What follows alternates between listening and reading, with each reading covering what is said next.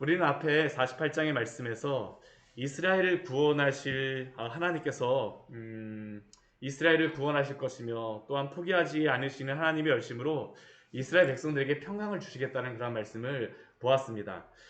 그런데 문제는 이스라엘은 여전히 하나님이 약속하신 이 약속의 말씀을 듣지 않고 믿지 않으며 이 평강을 누리지 못하는 게 이스라엘의 문제죠.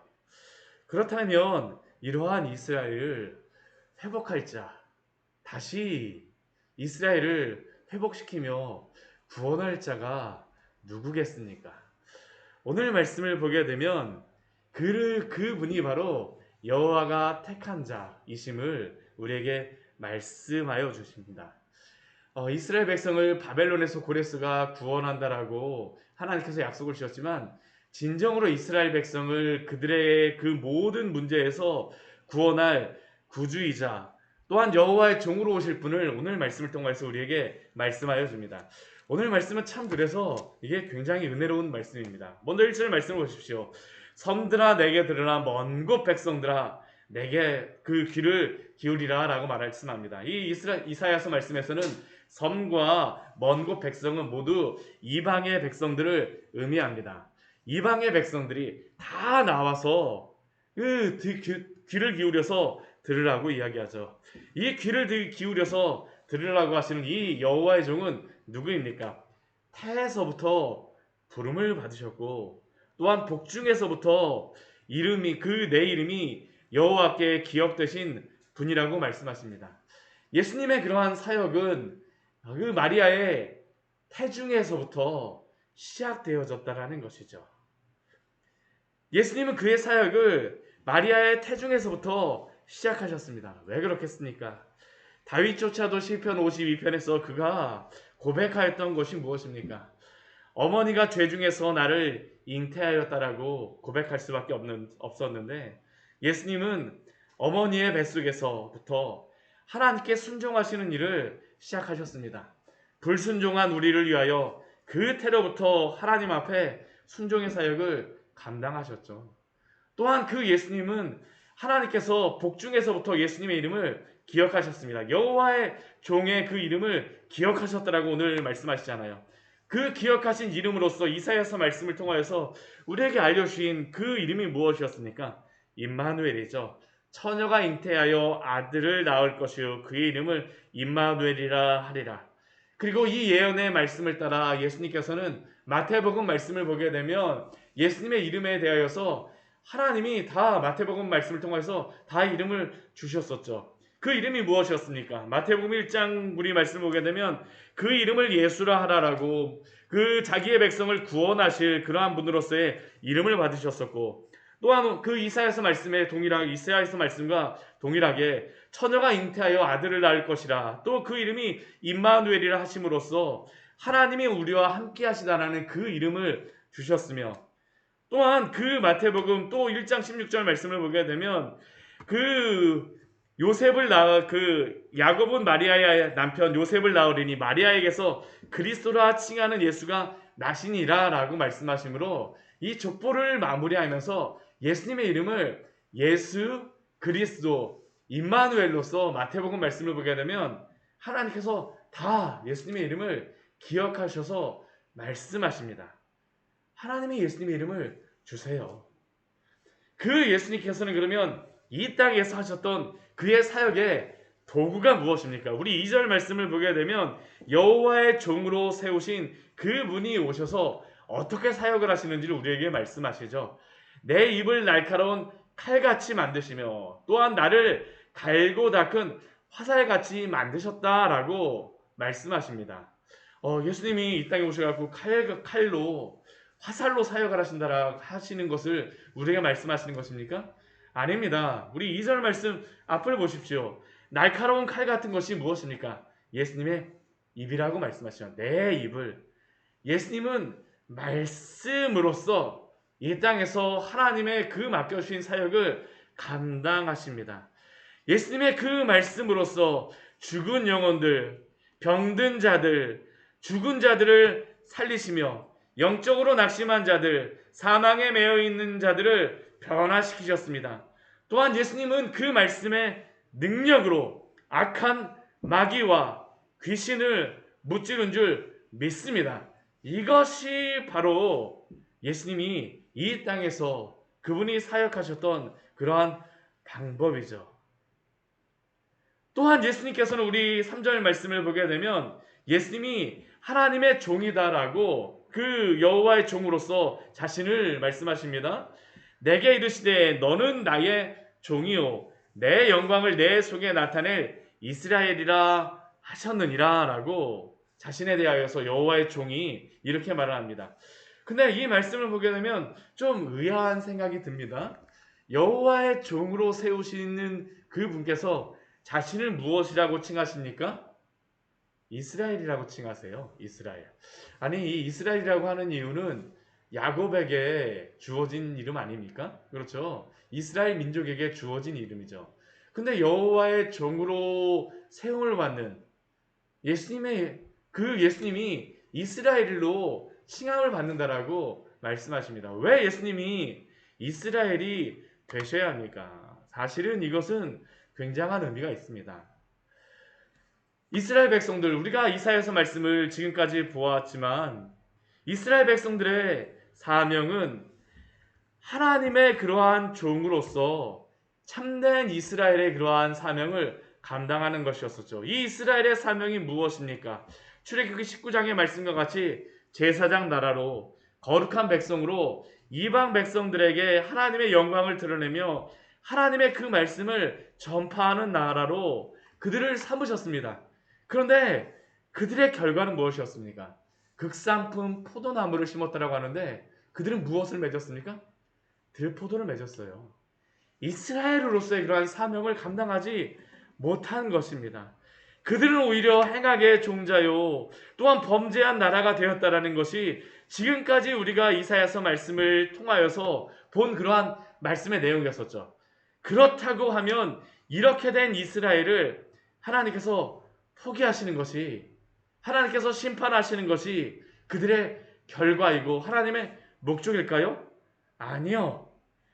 여기서 여호와의 택하신 종의 사명이 드러납니다. 비록 이스라엘은 이스라엘 백성으로서 실패하였지만 하나님의 아들이신 우리 주 예수 그리스도가 오심으로 참된 이스라엘로서 이들이 실패한 그 모든 것들을 예수님께서 다 성취하신다는 것이죠. 불순종한 대신 그들을 통하여서 예수님이 순종하신 것입니다. 하나님은 참된 이스라엘 대신 여호와의 종 예수님을 통하여서 그의 의를 이루시며 또한 이 백성을 구원하시는 것이 바로 하나님의 목적이죠. 이스라엘의 그러한 불순종을 참된 이스라엘이신 예수님께서 이루시겠다라는 것이 바로 오늘 말씀을 통하여서 보여주시는 예수님의 사명입니다. 예수님이 이스라엘이 되어주셨어요. 참된 이스라엘이 되어주십니다. 그 예수님께서 그 사역을 이 땅에 행하셨을 때 근데 사람들의 그러한 판단은 무엇일까요? 우리 4절 말씀을 보게 되면 그러나 나는 말하기를 내가 헛되이 수고하며 무익하게 공연히 내 힘을 다하였다라고 말씀하고 있죠. 사람들이 보기에는 예수님의 이 사역이 헛되이 수고한 것 같으며 무익하게 공연히 힘을 소모한 것처럼 보인다라는 겁니다. 그런데 예수님의 사역은 그것으로서 마무리될까요? 실제 사람들이 보기에는 그러한 것처럼 보입니다.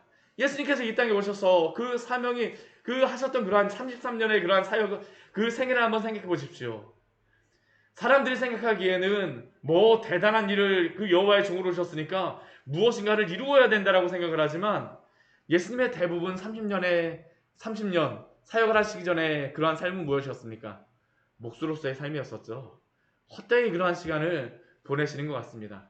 또한 그가 공생애를 시작하셨다고 하셨을 때 그가 선생으로서 랍비로서 또한 여호와의 종으로서 제자로서 삼으신 그러한 사람들이 누구입니까? 어부요. 정말 그 능력 없는 사람들과 같은 그러한 사람들을 제자로 삼으십니다. 그들이 쫓아다녀요. 병자들이 쫓아다닙니다. 죄인과 세리와 창녀가 예수님을 쫓아다녀요. 그들을 고치시고 그들을 세우시죠. 그러나 사람들이 보기에는 그것이 무엇이야? 아니, 여호와의 종으로 오게 되면 무엇인가 큰 일을 행해야지. 헛되이 수고하며 무익하게 그 힘을 낭비하는 것이 아닌가라고 생각이 들 수밖에 없습니다. 세상에 어떤 누가 보기에도 실패한 사역자처럼 보일 수가 있는 것이죠. 그런데 정말 중요한 것이 무엇일까요? 사람이 보기에는 힘을 낭비한 것처럼 보이고 별것 아닌 것처럼 보인다 할지라도 오늘 4절 중반절 이후의 말씀, 후반절의 말씀을 한번 보십시오. 참으로 나에 대한 판단이 여호와께 있고 나의 보응이 나의 하나님께 있느니라.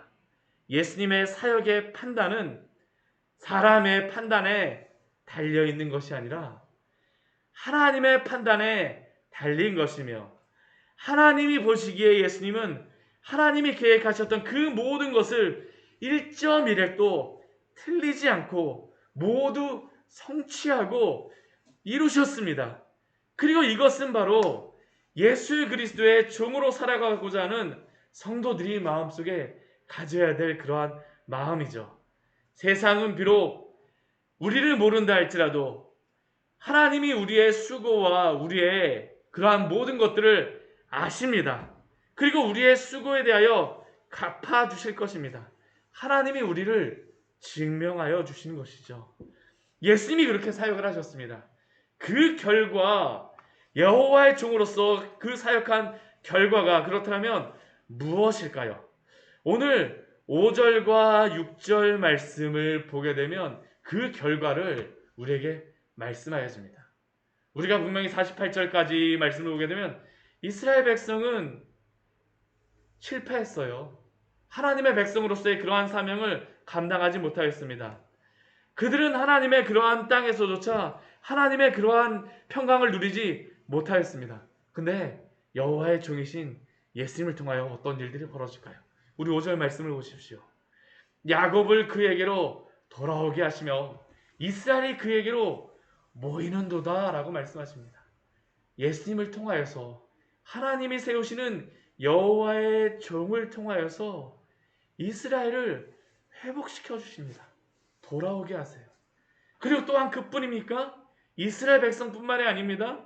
우리 6절 말씀을 보게 되면 여호와의 종 예수님을 통하여서 이방의 빛으로 삼아서 나의 구원을 베풀어 땅끝까지 이루게 하시겠다라는 것이 바로 하나님이 세우시는 여호와의 종의 사명이죠. 바로 예수님을 통하여서 여호와의 종을 세우심으로 말미암아 하나님의 그 놀라운 구원을 성취하시겠다는 겁니다. 이것이 얼마나 놀라운 하나님의 계획이며 하나님의 약속입니까? 우리도 모두 예수 그리스도 안에서 구원을 받은 자이죠. 이 말씀이 성취되어진 것입니다. 놀라운 것이죠. 이 예수님은 그러나 이 땅에 오셔서 어떻게 그 사역을 행하셨습니까? 우리 7절 말씀을 보게 되면 사람에게 멸시를 당하는 자로서, 백성에게 미움을 받는 자로서, 관원들에게 종이 된 자로서 고난을 당하시고 십자가에 못 박히신 그것처럼 보입니다. 그러나 예수님이 그렇게 고난을 당하시고 십자가에 못 박히시지만 그것을 통하여서 어떤 일이 벌어집니까? 왕들이 보고 일어서며 고관들이 경배하리니. 예수님이 구원의 이름이 되어주신 것이죠. 또한 우리 8절 말씀을 보게 되면 예수님을 통하여서 은혜의 때와 구원의 날이 시작되었음을 우리에게 말씀합니다. 은혜의 때에 내가 내게 응답하였고 구원의 날에 내가 너를 도왔도다. 이게 참 놀라운 말씀 아닙니까? 우리가 언제 예수님을 만나고 우리가 예수님의 그 구원의 은혜를 우리가 누리게 되어졌습니까? 가장 힘들 때라고 생각되어질 때이죠. 어제도 우리가 인터넷 우리 동민 형제가 보내준 그 카톡을 통해서 우리가 얼마나 참 큰 은혜를 받았습니까?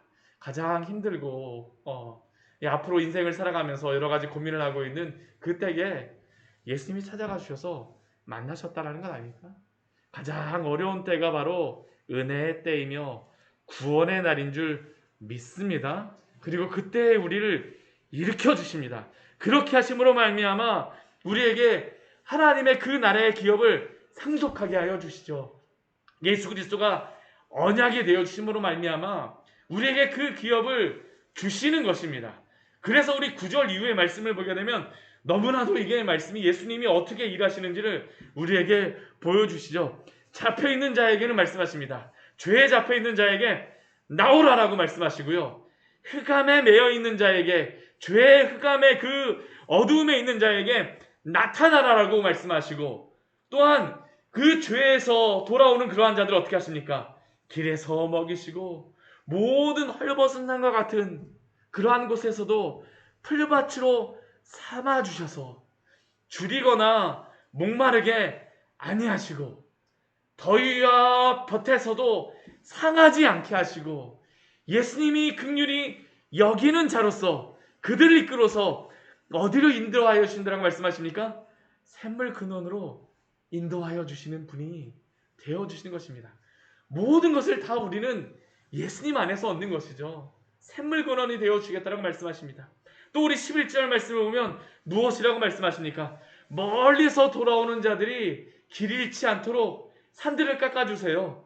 모든 산을 길로 삼아주시고 대로를 만들어주시고 그 길을 통하여서 먼 곳에 있는 사람들, 북쪽에 있는 사람들, 서쪽에 있는 사람들, 이 시님이라고 하는 지역은 이 이집트의 지역으로 생각을 합니다. 이 이집트는 남쪽이잖아요. 남쪽에 있는 사람들, 동쪽에 있는 사람들도 돌아옵니다. 동쪽에 있는 사람들은 누구일까요? 지금 이스라엘 백성들이 바벨론에 있는 겁니다. 바벨론은 동쪽이거든요. 동쪽에 있는 이스라엘이 돌아오는 겁니다. 동서남북에 죄에 매여 있고 헐벗고 목마르며 줄이고 그 죄에 잡혀 있는 많은 사람들을 돌아오게 함으로 예수님이 먹이시고 그 풀밭에서 쉬게 하시고 그 샘물 근원이 되어심으로 말미암아 구원하시겠다라고 우리에게 말씀하시죠. 그래서 13절 말씀을 보게 되면 우리에게 이렇게 말씀합니다. 우리 13절 말씀 다 같이 한번 읽어보도록 하겠습니다. 하늘이여 노래하라, 땅이여 기뻐하라, 산들이여 즐거이 노래하라. 여호와께서 그의 백성을 위로하셨은즉 그의 고난당한 자를 긍휼히 여기실 것입니다.